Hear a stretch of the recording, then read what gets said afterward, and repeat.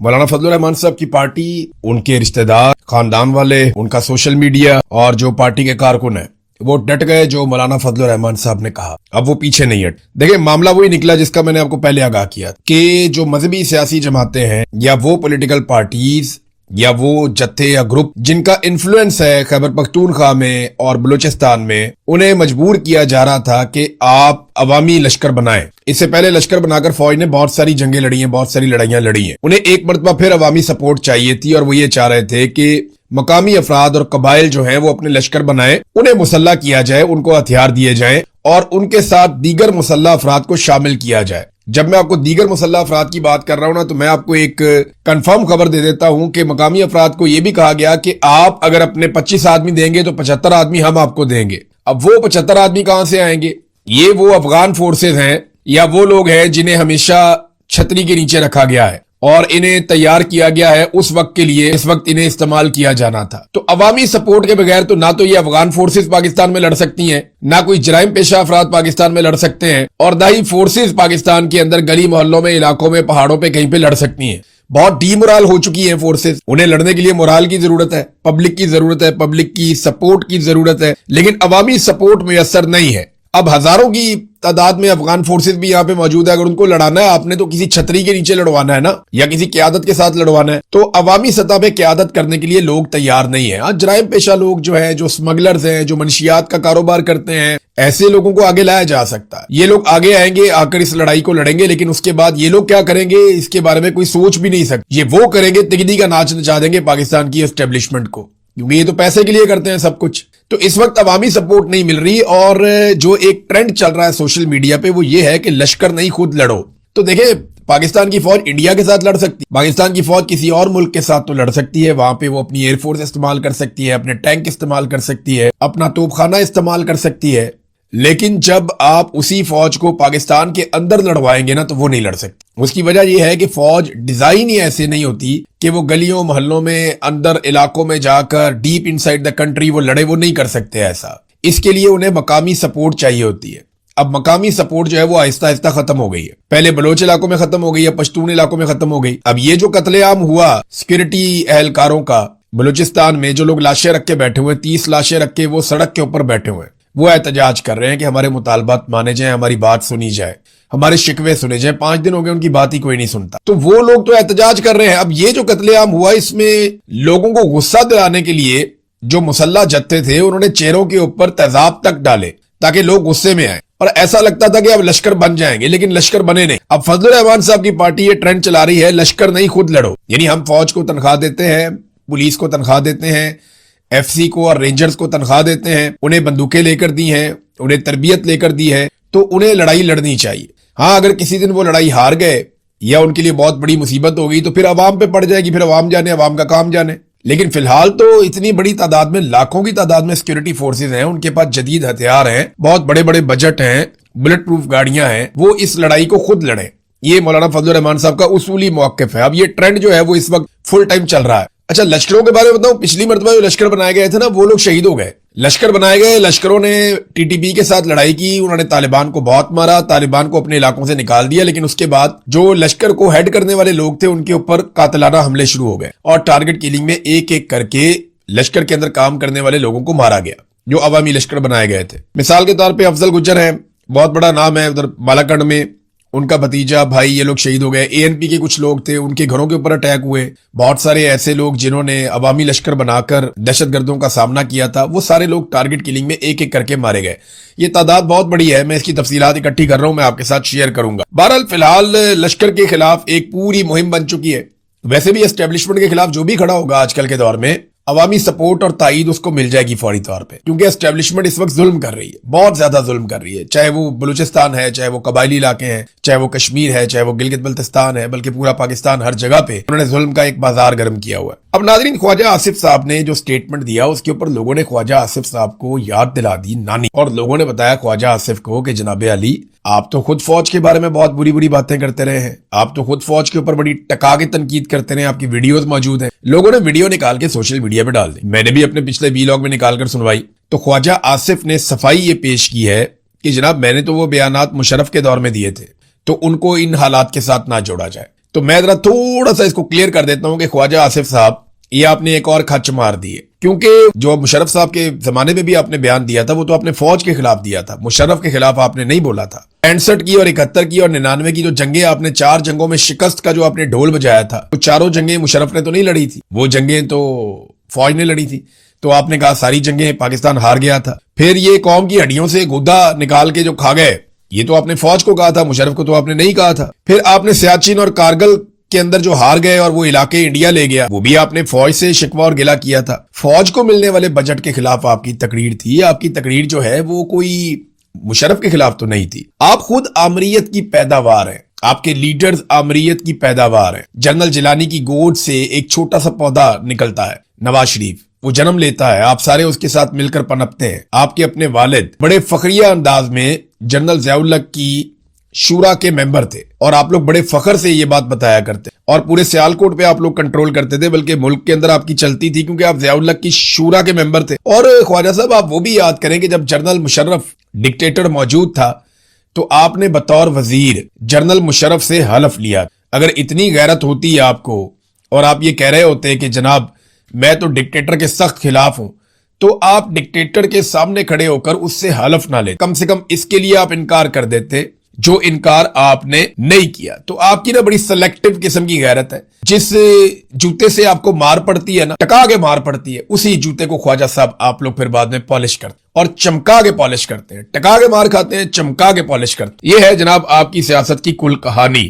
अब नाजरीन, अवाम को ये क्या समझते हैं, जरा ये एक छोटा सा मंजर देखें, आपको आइडिया हो जाएगा। ये एक वजीर साहब हैं और कुछ सहाफी हैं, ये नाच रहे हैं। कोई बात नहीं, लोग नाचते हैं म्यूजिक लगा के, लेकिन ये पंजाबी गानों पे ऊंची आवाज में डेक लगा के नाच रहे हैं बलूचिस्तान में। और मौका क्या है, नेशनल डिफेंस वर्कशॉप। ये कोयटा में नेशनल डिफेंस वर्कशॉप हो रही है, जिसमें टाउट सहाफियों को उठाकर ले जाया गया और इकट्ठा किया गया और मिलिट्री एस्टेब्लिशमेंट उन्हें बता रही है कि जी बलूचिस्तान के बारे में सारा ही प्रोपेगेंडा है, बलूचिस्तान तो बहुत अच्छा है, बहुत पुरअमन है, बेहतरीन है, सब माहौल बहुत अच्छा है, ये सारे गद्दार हैं, सिर्फ हमारी चार दीवारी के अंदर जो लोग मौजूद हैं यही सिर्फ वफादार हैं और मुहिब्बे वतन है, बाकी सारे गद्दार हैं।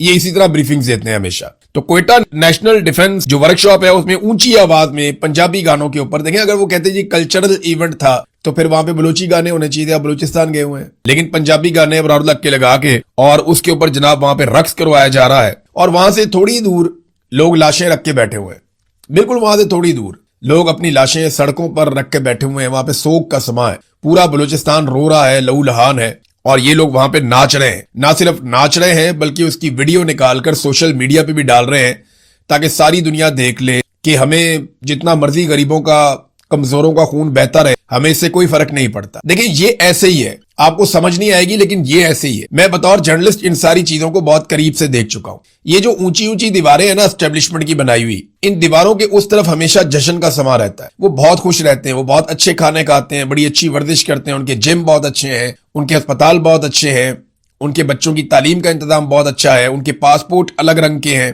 वो अपनी लाइफ को बहुत इंजॉय करते हैं, बहुत ज्यादा। लेकिन जैसे ही वो इस दीवार से बाहर निकलते हैं तो वो अपने चेहरे के ऊपर थोड़ा सा गम ले आते, ताकि बाहर बैठे हुए जो आम लोग हैं वो बेवकूफ बने कि जनाब ये भी हमारे गम के अंदर दुबले हुए जा रहे हैं। ऐसा नहीं है, चार दीवारी के उस तरफ जश्न रहता है हमेशा, ये बहुत इंजॉय करते हैं। वहां पे हर दिन ईद का है, हर रात शबरात की है, लेकिन चार दीवारी के बाहर हर तरफ आग लगी है, लहू लहान है, चाहे वो बलूचिस्तान है, चाहे खैबर पख्तूनख्वा के कबायली इलाके हैं, चाहे वो आज आजाद कश्मीर है, हर तरफ एक दुख है, एक रंज है, एक तकलीफ है। लेकिन चार दीवारी के अंदर कितना सुकून है, ये एक छोटा सा मंजर आपको बता रहा है। देखिए ये लोग कैसे एंजॉय कर रहे हैं, महफूज दीवारों के पीछे ये लोग जश्न मना रहे हैं। और इस वक्त फजलुर रहमान के लिए चौहान को, वो क्या नाम है, ओन को, और काले चैनल के मुलाजमीन को, सोशल मीडिया की जितनी भर्तियां की हैं उन सबको लॉन्च किया गया, लेकिन वो मुकाबला नहीं कर पा। वजह पता क्या है, जो भी मिलिट्री एस्टेब्लिशमेंट के जुल्म के खिलाफ खड़ा होगा, चाहे वो पाकिस्तान में सबसे गैर मकबूल है, फजलुर रहमान साहब ने इतना बड़ा जुल्म किया हुआ इस कौम के ऊपर, रजीम चेंज ऑपरेशन के मरकजी किरदार थे जर्नैलों के कहने के ऊपर। लेकिन फजलुर रहमान की अच्छी बात यह है कि उन्होंने बाद में बता दिया, जब जर्नैलों ने उन्हें इक्तदार में हिस्सा नहीं दिया तो फजलुर रहमान साहब ने बता दिया कि यार मैंने जर्नैलों के कहने के ऊपर रजीम चेंज ऑपरेशन किया था, इन्होंने बुलाया था और बुला के हमें इसका सारे गेम का हिस्सा बनाया था। फजलुर रहमान पोल खोल चुके हैं। बहरहाल वो गंद जो फजलुर रहमान साहब ने मारा तो उल्टा उनके ऊपर गंद तो आना ही था।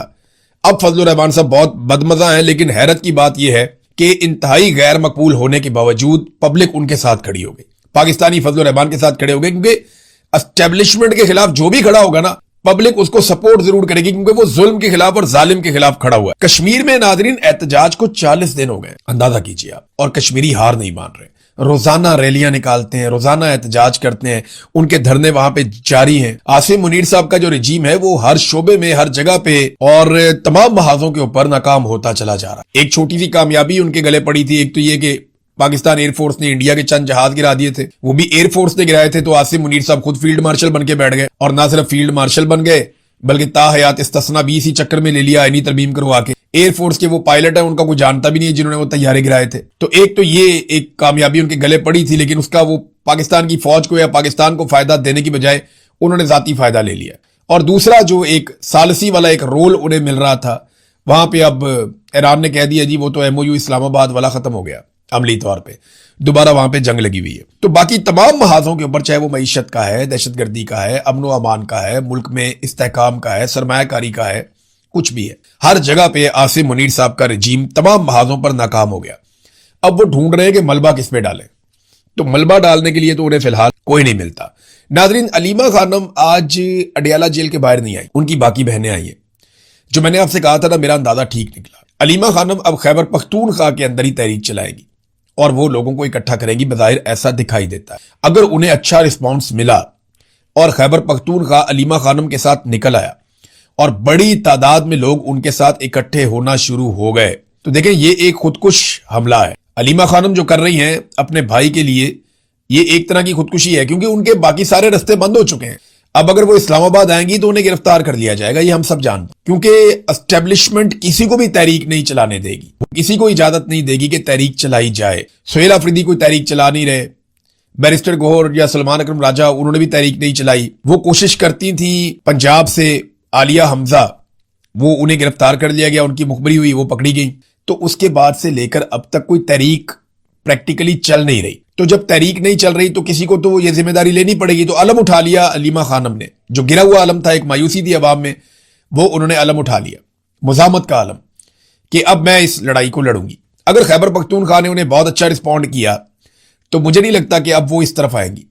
اب وہ باقاعدہ لشکر لے کر آئیں گی, اور لشکر جو یہ کہہ رہے ہیں وہ والا لشکر نہیں, مسلح لشکر نہیں, جو لڑائی لڑے وہ لشکر نہیں, یہ احتجاج کرنے والا ایک پرامن لشکر وہ لے کر آئیں گی. دیکھیں آزاد کشمیر کی صورتحال آپ کے سامنے, بلوچستان کی آپ کے سامنے, خیبر پختونخوا میں لوگوں میں, پنجاب میں بہت بے چینی ہے, لوگ چاہتے ہیں کوئی انہیں لیڈ کرے. تو علیمہ خانم کی ایک حکمت عملی ہے, آنے والے دنوں میں آپ کو آئیڈیا ہو جائے گا. عوام کے اندر جو بددلی تھی وہ کچھ حد تک دور ہوئی ہے. فضل الرحمان صاحب کی تقریر جو ہے وہ گلے پڑی ہوئی ہے سب کے, فضل الرحمان صاحب کے اپنے بھی گلے پڑی ہوئی ہے. ان کے لوگوں نے ان کا بہت ساتھ دیا, فضل الرحمان صاحب کی پارٹی, ان کے رہنما, ان کے رشتہ دار, سارے ان کے ساتھ کھڑے ہوئے. سب سے زیادہ جو اعتراض ہو رہا ہے وہ فضل الرحمان صاحب کے ایک جملے پر ہو رہا ہے. مجھے بہت سارے لوگوں نے پوچھا کہ جی آپ بتائیں یہ جملہ ٹھیک ہے یا غلط ہے. تو چلے میں اپنا انالیسس بھی آپ کو دے دیتا ہوں, کیونکہ میں گریز کر رہا تھا اس چیز پہ بات کرنے سے, لیکن کیونکہ بہت سارے لوگوں نے یہ سوال پوچھا کہ یہ جو تقریر میں ان کا ایک جملہ ہے جس میں وہ کہہ رہے ہیں کہ اپنے شہیدوں کا خون جو ہے وہ ہم پر احسان نہ چڑھاؤ. پرویز مشرف صاحب کا ایک جملہ تھا کہ بھئی اگر فوج میں آئے ہو تو مرنا مارنا تو چلتا ہی رہتا. تو جب آپ ایک سیکورٹی فورس جوائن کرتے ہیں تو آپ کو اس بات کا پہلے دن سے اندیشہ ہوتا ہے کہ آپ کو گولی چلانی بھی پڑ سکتی ہے, آپ کے اوپر گولی چل بھی سکتی ہے, آپ کو جان لینی بھی پڑ سکتی ہے, اور آپ کی جان جا بھی سکتی ہے. تو یہ ایک بڑی رسکی جاب ہے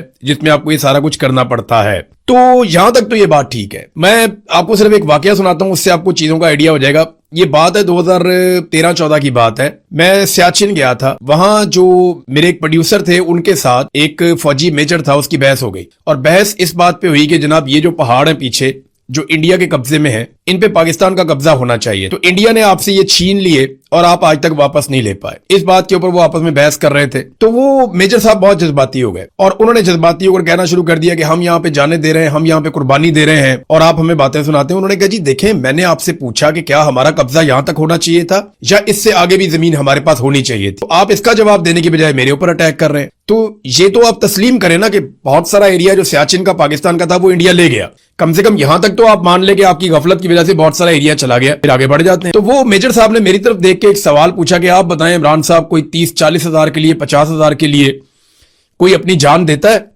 40-50 ہزار کی نوکری کے لیے؟ تو میں نے انہیں جو جواب دیا وہی جواب میں یہاں پہ آپ ساروں کو دے دیتا ہوں. میں نے انہیں کہا جی ہم جو آپ کو پیسے دیتے ہیں نا وہ آپ کے وقت کے لیے آپ کو ہم دیتے ہیں, کہ جو آپ سروسز دے رہے ہیں, آپ جو نوکری کر لیں اس کے لیے ہم آپ کو پیسہ دیتے ہیں. جیسا ہم ڈاکیے کو دیتے ہیں, جیسا ہم ٹیچر کو دیتے ہیں, جیسا ہم پولیس والے کو دیتے ہیں, جیسا ہم باقی سیکریٹریٹ میں کام کرنے والے ملازمین کو دیتے ہیں ایسے ہم آپ کو بھی تنخواہ دیتے ہیں. جیسے باقی اداروں میں تنخواہ ملتی ہے آپ کے ادارے کو بھی تنخواہ ملتی ہے. تو اس میں الگ چیز کیا ہے, سب کی اپنی اپنی الگ الگ ڈیوٹی ہے. وہ کہتے ہیں لیکن آپ بتائیں کہ کوئی اپنی جان دیتا ہے اتنے پیسوں کے لیے؟ تو میں نے کہا دیکھیں, چاہے آپ کے ادارے کا آدمی ہو چاہے کسی بھی ادارے کا آدمی ہو, جو بھی اپنی جان دیتا ہے نا, اس کے بدلے میں ہم اسے پیسے نہیں دیتے, اس کے بدلے میں ہم اسے عزت دیتے ہیں, اس کے بدلے میں ہم اسے پیار دیتے ہیں. اور یہی ایک قوم دے سکتی ہے اپنے شہید کو. تو پھر میجر صاحب کے پاس کوئی جواب نہیں تھا اس کے بعد, اور نہ ان کے پاس پوچھنے کے لیے کوئی سوال تھا. تو یہ جو سیکورٹی فورسز ہیں یہ تنخواہ لے کر کام کرتی ہیں, یہ بات بالکل ٹھیک ہے فضل الرحمان صاحب کی, انہوں نے غلط بات نہیں کی. لیکن جب یہ لوگ شہید ہو جاتے ہیں تو قوم اس کے بدلے میں انہیں پیار کرتی ہے, قوم اس کے بدلے میں ان کا احترام کرتی ہے. اور یہی ایک پیار اور احترام ہے, اور ایک جذبہ یہی ہوتا ہے نا کہ میں اپنی قوم کے لیے جان دے رہا ہوں, میری قوم مجھے یاد رکھے گی, میں ہمیشہ اپنی قوم کی نظروں میں زندہ رہوں گا, میرے خاندان والے میرے پہ فخر کریں گے. یہی ایک بات ہوتی ہے نا جو آپ لڑتے ہیں, کوئی بھی لڑائی آپ جب لڑتے ہیں تو آپ کو یہ ہوتا ہے میں اپنی قوم کے لیے اپنے لوگوں کے لیے لڑ رہا ہوں. ارشد شریف کے دماغ میں بھی یہی تھا نا کہ میں اپنی قوم کے لیے آواز اٹھا رہا ہوں, آنے والی نسلوں کے لیے آواز اٹھا رہا ہوں, لوگ مجھے یاد رکھیں گے. آج لوگ ارشد شریف کو یاد بھی رکھتے ہیں, پیار بھی کرتے ہیں. لیکن دیکھیں مسئلہ تب پیدا ہوتا ہے جب آپ اپنے ہی لوگوں کو مارنا شروع ہو جاتے ہیں, تو پھر لوگوں کو گلے شکوے یاد رہتے ہیں, قربانیاں لوگ بھول جاتے ہیں. اور یہی اس وقت پاکستان میں اداروں کے ساتھ ہو رہا ہے.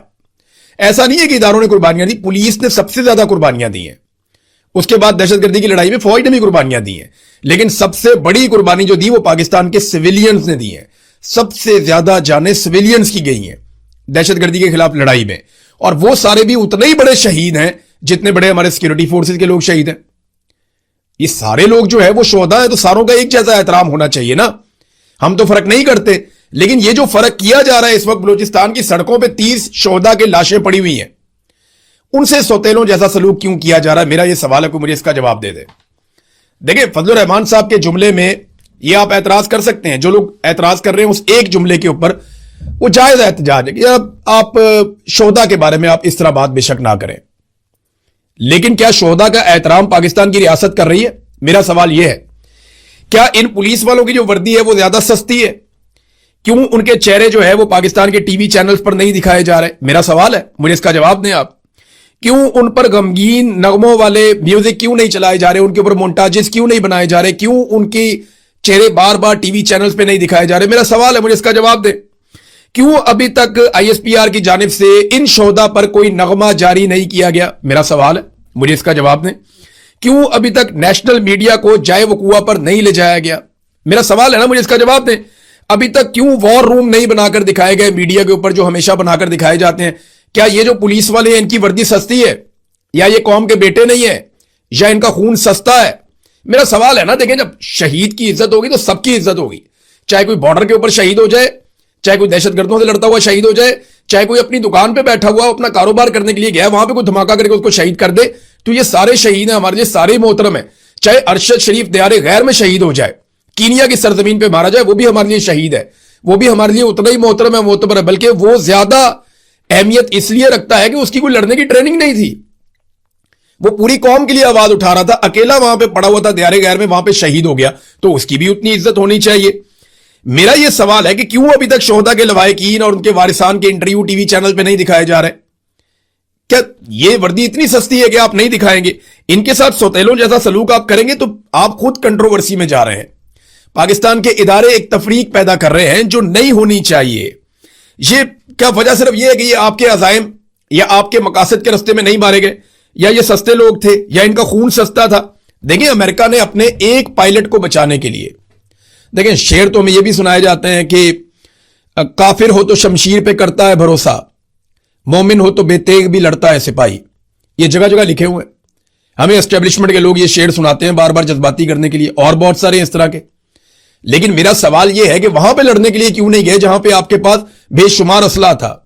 وہ تو بیچارے آپ کا انتظار کرتے رہے, وہ تو آپ کو دیکھتے رہے. امریکن پائلٹ ایک گر گیا تھا ایران کے اندر, امریکہ نے تاریخ کا مہنگا ترین اور مشکل ترین آپریشن کیا اپنے پائلٹ کو نکالنے کے لیے. یاد ہے آپ کو؟ تھوڑا عرصہ پہلے کی بات ہے. ڈونلڈ ٹرمپ وغیرہ یہ دو راتیں سوئے نہیں سارے لوگ.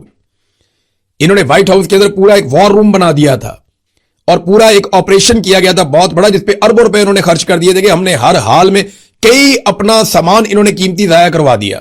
अपने एयरक्राफ्ट जाया करवा दिए, लेकिन ये अपने एक एक बंदे को ईरान से निकाल कर लेकर गए। जब ईरान में पायलट गिरा था, वो वाकया आपको याद होगा। तो हम अपने 30 जवानों को किसके रहमो करम पे छोड़ रहे थे? हमने वहां पे क्यों छोड़ा? हमें भी चाहिए था वहां से उनको निकालते। देखिए ना, पाकिस्तान अब सालसी दुनिया की तो करवा रहा है। वो डोनाल्ड ट्रंप भी बाज नहीं आ रहा, ईरान भी नहीं बाज आ रहा, वो आपस में एक दूसरे पे मिसाइल मारते चले जा रहे हैं, मारते चले जा रहे हैं, लड़ाई दोबारा शुरू हो गई। दोनों को अपने हुर्मत पे कंट्रोल चाहिए, और कंट्रोल का मामला यह है कि जिसका कंट्रोल होगा वो फ्यूचर में तजारत के ऊपर कंट्रोल करेगा। ईरान को लगता है कि उनके हाथ में कमजोरी आ गई है दुनिया की, तो यहां से हम अपने आप को सेव करेंगे।